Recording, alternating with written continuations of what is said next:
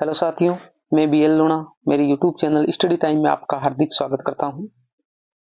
हम हिंदी साहित्य में गद्य विधाएं पढ़ रहे हैं और उन गद्य विधाओं में उपन्यास पढ़ रहे हैं। हम आज इस क्लास के अंदर हम साम्यवादी या प्रगतिवादी जो उपन्यास है उसके बारे में देखेंगे। तो पीछे जो हमने हिंदी साहित्य का इतिहास पढ़ा था उस टाइम हमने देखा था कि साम्यवाद क्या है, प्रगतिवाद क्या है, मार्क्सवाद क्या है। तीनों चीजें एक ही थी, यानी जो राजनीति के अंदर जो मार्क्सवाद है हिंदी साहित्य का वही प्रगतिवाद है। राजनीति में उसको मार्क्सवाद या साम्यवादी नाम दिया गया और हमारे हिंदी में वो प्रगतिवाद नाम दिया गया। इसके अंदर हमारे को क्या देखने को मिलेगा, तो हिंदी साहित्य के इतिहास में हमने देखा कि जो प्रगतिवाद, साम्यवाद या मार्क्सवाद है उसके अंदर जो शोषित वर्ग था, जिसपे अत्याचार हो रहे थे, शोषण हो रहे थे, उसके बारे में साहित्य लिखा गया। अब वो साहित्य कहानियों के माध्यम से था, उपन्यासों के माध्यम से था, नाटकों के माध्यम से, जो विधाएं रही है। आज हम वो साम्यवाद में किस तरह के उपन्यास लिखे गए उनके बारे में देखेंगे। तो अगर आप मेरे चैनल पर पहली बार विजिट कर रहे हो तो चैनल को सब्सक्राइब कर ले, बेल आइकन को ऑल पे प्रेस कर ले, ताकि जब भी मैं कोई नया वीडियो अपलोड करूं तो उसका नोटिफिकेशन आपको तुरंत मिल सके। क्योंकि इस प्लेटफॉर्म पर हम संपूर्ण फर्स्ट गियर का कोर्स करने वाले जो हमारी हिंदी से संबंध रखता हो। पीछे की जो सारी वीडियो है उसकी मैंने एक प्लेलिस्ट बनाई है फर्स्ट ग्रेड के नाम से। अगर आपने वो नहीं देखी है तो सारी वीडियो कंटिन्यू देखिए। वीडियो में किसी प्रकार का आपको डाउट, कंफ्यूजन होता है तो भी आप मेरे को कमेंट कर सकते हो। वीडियो पसंद आता है, अच्छा लगता है तो भी आप मेरे को कमेंट कर सकते हो। ज्यादा से ज्यादा अपने दोस्तों के साथ में भी इसको शेयर करें, जो फायदा आपको मिले अपने दोस्तों को भी मिल सके। बिना समय गवाए हम शुरुआत करते हैं साम्यवाद की। तो साम्यवाद या प्रगतिवाद है उसके अंदर किस तरह के उपन्यास है वो लिखे गए। बात करें उस टाइम की विशेषताओं की, तो प्रमुख जो विशेषताएं थी उन उपन्यासों में क्या थी। इन उपन्यासों में शोषक एवं शोषित वर्ग के विभिन्न पात्रों के माध्यम से आधुनिक युग का राजनीतिक, सामाजिक एवं आर्थिक परिस्थितियों पर प्रकाश डाला गया है। यानी जो उस टाइम का जो समाज था, उस टाइम में उसके साथ में क्या हो रहा था, क्या घटनाएं घट रही थी। तो जो शोषक वर्ग था, शोषित वर्ग था, उनमें जो हमारे आधुनिक युग में जो राजनीति, सामाजिक, आर्थिक जो परिस्थितियां थी उन परिस्थितियों पर प्रकाश डाला गया है और साम्यवादी उस तरह के उपन्यास हमारे को देखने को मिले। इनमें सामाजिक क्रांति के व्यापक लक्ष्य को सामने, जीवन की विभिन्न परिस्थितियों एवं प्रवृत्तियों का अंकन यथार्थ परक शैली में किया गया है।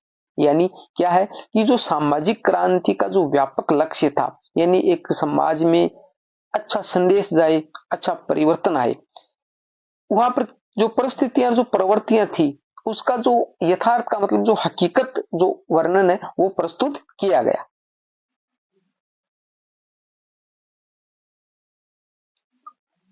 इनके लेखन का प्रमुख उद्देश्य वर्तमान पूंजीवादी सभ्यता के दोषों, शोषक वर्ग के अत्याचारों, आर्थिक विषमता के दुष्परिणामों और आगे दे रखा है। तो इसको देखिए कि उस टाइम जो उपन्यास लिखे गए उनका जो मुख्य उद्देश्य क्या था कि जो पूंजीवादी वर्ग था, पूंजीपति जो लोग थे, जो शोषण करने वाले थे, वो उनके जो क्या दोष थे, शोषक वर्ग पे जो अत्याचार हो रहे थे, उन जो विषमताएं थी उनसे क्या परिणाम या क्या दुष्परिणाम निकल रहे थे, उन पे फोकस करना था। आगे देखिए, शोषित वर्ग की दयनीय स्थिति एवं समाज की यथार्थ परिस्थितियों का चित्रण करना माना जाता है। यानी का मतलब हमारे सामने जो साम्यवाद है वो क्या लेकर आता है कि जो समाज की जो स्थिति थी, समाज पे जो अत्याचार हो रहे थे, समाज में दो तरह के वर्ग थे। एक थे जिसपे शोषण हो रहा था और एक वर्ग वो था जो शोषण कर रहा था। तो साहित्यकारों की नजर उस पर पड़ी और उन्होंने जो हकीकत में क्या घट रहा था समाज में उसका चरित्र चित्रण है वो एक साहित्य के माध्यम से, उपन्यास के माध्यम से हमारे सामने रखा। तो यही हमारे को साम्यवाद या प्रगतिवाद में देखने को मिलता है।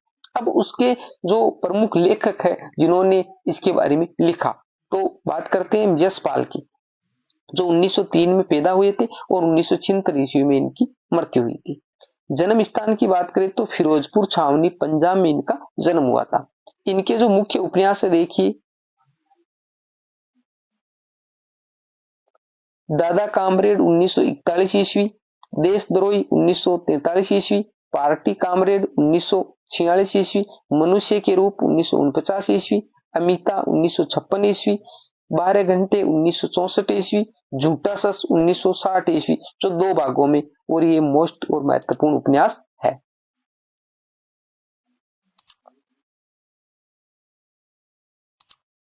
इसके जो प्रथम भाग का प्रकाशन है वो 1958 ईस्वी में हो गया था। तो 2 भाग थे, तो प्रथम भाग है 1958 में और दूसरा 1960 में।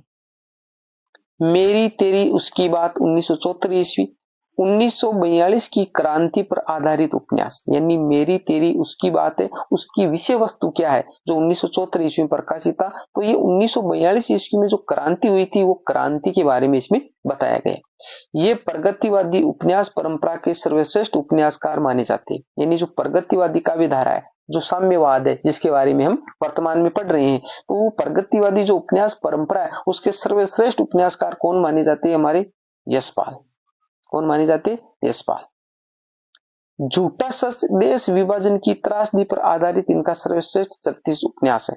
यानी जो झूठा सच है वो क्या है? जो विभाजन की तो त्रासदी थी, देश का विभाजन हो रहा था, उस पर आधारित एक सर्वश्रेष्ठ उपन्यास है। आगे देखिए, आगे हमारा नाम आता है रांगी राघव। इनके उपन्यास है विषाद मठ, सीधा साधा रास्ता, बोने और घायल फूल, हुजूर, दायरे, कल्पना, प्रोफेसर, आखिरी आवाज। 9 नंबर पे कब तक पुकारूं, ब्रज के नटों के जीवन का वर्णन, यानी जो कब तक पुकारूं, इसके अंदर जो ब्रज प्रदेश है उसके अंदर जो नट है, जो एक जाति है, उसके जीवन का वर्णन किया गया है। आगे हमारा 10 नंबर है अंधेरे की जुगनू, आंचलिक श्रेणी का उपन्यास है। यानी जो अंधेरे की जुगनू है वो आंचलिक श्रेणी का, आंचलिक का मतलब एक अंचल विशेष, एक क्षेत्र विशेष है। तो ये अंधेरे की जुगनू वो एक आंचलिक श्रेणी का उपन्यास है जो 1953 ईस्वी में प्रकाशित है। आगे देखिए, मुर्दों का टीला, मोहनजोदड़ो का गणतंत्र 1948 ईस्वी, यानी जो मुर्दों का टीला है ये भी एक महत्वपूर्ण उपन्यास है। चिवर 1951 ईस्वी, रहा न रुकी 1958 ईस्वी और घरौंदे 1946 ईस्वी, ये भी महत्वपूर्ण उपन्यास है। यानी इनके बारे में पूछा जाता है कि ये उपन्यास किसके, घरौंदे, मुर्दों का टीला ही। तो ये मुख्य मैंने यहाँ पर नाम लिखे, आप इनको अच्छे से याद करिए। अमृत राय, बीज 1953 ईस्वी, नागफनी का देश, हाथी का दांत, ये इनके उपन्यासों के नाम है।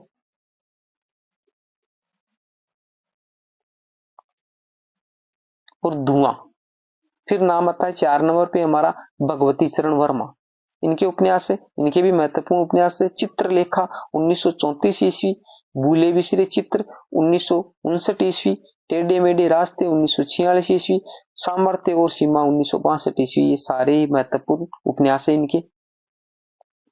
आगे है टेढ़े मेढ़े रास्ते उपन्यास में एक ऐसे परिवार का चित्रण है जिसमें पिता सामंतवादी है एवं उसके 3 पुत्रों में से एक गांधीवादी है, दूसरा आतंकवादी है और तीसरा साम्यवादी। अब देखिए चारों की जो विचारधाराएं हैं वो अलग अलग है, यानी जो अलग अलग वाद से जो ये जुड़े हुए है।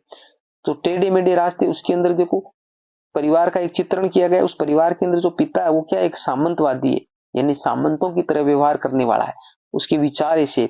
और उनके जो 3 पुत्र हैं उन पुत्रों के विचार, एक के जो गांधीवादी यानी गांधी जी से प्रभावित है, दूसरा एक आतंकवादी है जो आतंकवाद से प्रभावित है, और तीसरा साम्यवादी है जो हम पढ़ रहे हैं ऊपर। तो कहने का मतलब चारों है, उन चारों के ही विचार अलग अलग है। वो टेढ़े मेढ़े रास्ते की तरह हो गया। टेढ़े मेढ़े रास्ते का मतलब क्या हुआ कि वो रास्ता एक तो सीधा होता है और एक टेढ़ा मेढ़ा होता है, कभी इधर जाता है कभी इधर जाता है। तो जो चारों है ये चारों ही अलग अलग विचारों के, एक विचार एक के भी नहीं है, चारों के विचार अलग अलग है। भूले बिसरे चित्र इनका सर्व प्रसिद्ध उपन्यास है। इनमें 4 पीढ़ियों की परिवर्तनशील कथा का चित्रण किया गया है। यानी जो भूले बिसरे चित्र है उसमें क्या है, 4 पीढ़ियों की परिवर्तनशील कथा है, उसका वर्णन इसके अंदर हमारे को देखने को मिलता है। फिर नाम आता है 5 नंबर पे अमृतलाल नागर। तो इसमें जो छोटा छोटा मैंने यहाँ पर वर्णन दिया ये भी आप इनसे संबंधित याद रखिए। आजकल एग्जाम में ऐसे जो लाइनें देकर देते हैं कि इनसे संबंधित है या नहीं है, तो आप इसको अच्छे से याद करिए। महाकाल 1947 ईस्वी, सेठ बांकेमल 1955 ईस्वी, बूंद और समुद्र 1956 ईस्वी, शतरंज के मोहरे 1959 ईस्वी, ये कोठे वालियां 1961 ईस्वी, सुहाग के नुपुर 1960 ईस्वी। ये सारे उपन्यास है वो अमृतलाल नागर के। आगे देखो, अमृत और विष, ये भी महत्वपूर्ण उपन्यास है। अमृत और विष, मानस का हंस, गोस्वामी तुलसीदास का जीवन वृत्तांत, यानी जो मानस का हंस है वो गोस्वामी जो तुलसीदास है उसको मानस का हंस कहा जाता है, उससे संबंधित वृत्तांत मिलता है। और खंजन नयन, सूरदास का जीवन चरित्र 1981 ईस्वी, दोनों ही ये महत्वपूर्ण उपन्यास है। मानस का हंस है वो तुलसीदास से संबंधित है और खंजन नयन है वो सूरदास से संबंधित है। बूंद और समुद्र इनका सर्वश्रेष्ठ उपन्यास है। इसमें बूंद व्यक्ति का तथा समुद्र समाज का प्रतीक है। तो ये तो आपको याद रह जाएगा, बूंद यानी छोटी होती है तो वो व्यक्ति के लिए, और समाज बड़ा होता है तो समुद्र भी बड़ा होता है। अब देखिए उपेंद्र नाथ अस्क,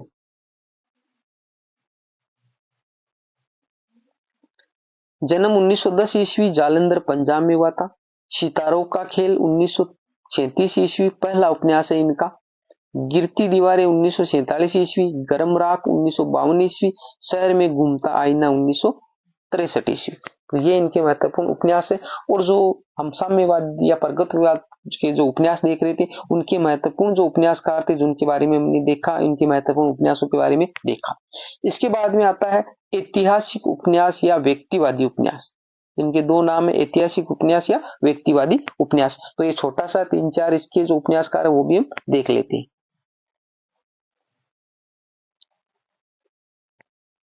पहला जो नाम आता है वो आता है हजारी प्रसाद द्विवेदी।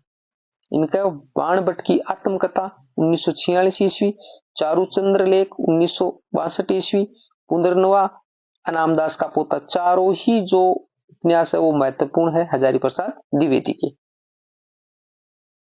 आपसे यहाँ से क्वेश्चन ये भी पूछा जा सकता है कि बाण भट्ट की आत्मकथा हजारी प्रसाद द्विवेदी की किस तरह की विधा है। तो इसमें देखो बाण भट्ट की आत्मकथा, तो वहां पर नाम आत्मकथा है तो आप सोच लो आत्मकथा है, तो ये क्या, बाण भट्ट की आत्मकथा एक उपन्यास है हजारी प्रसाद द्विवेदी का। तो ये ध्यान रखना आपको।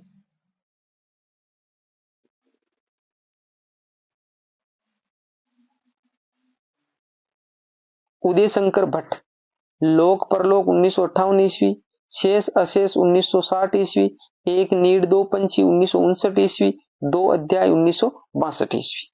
फिर नाम आता है विष्णु प्रभाकर, जन्म 1912 ईस्वी में हुआ था। अर्धनारीश्वर, ये महत्वपूर्ण उपन्यास है अर्धनारीश्वर विष्णु प्रभाकर का, 1992 ईस्वी। आगे देखो, तट के बंधन, अर्धनारीश्वर उपन्यास के लिए इनको 1993 ईस्वी में साहित्य अकादमी पुरस्कार मिला है। ठीक है, तो इसलिए ये मोस्ट हो जाता है अर्धनारीश्वर। इस पे इनको 1993 ईस्वी में क्या मिला, साहित्य अकादमी पुरस्कार मिला है। अब इसके बाद में आंचलिक उपन्यास, जिसको हम ग्रामीण उपन्यास भी बोलते हैं, इसको हम अगली क्लास के अंदर देखेंगे। उम्मीद करता हूँ ये क्लास आपको अच्छी लगी होगी। किसी भी प्रकार का डाउट कंफ्यूजन है तो आप मेरे को कमेंट कर सकते हो। अभी तक चैनल को सब्सक्राइब नहीं किया तो सब्सक्राइब जरूर कर ले। मिलते हैं अगली वीडियो में, तब तक के लिए जय भीम जय भारत।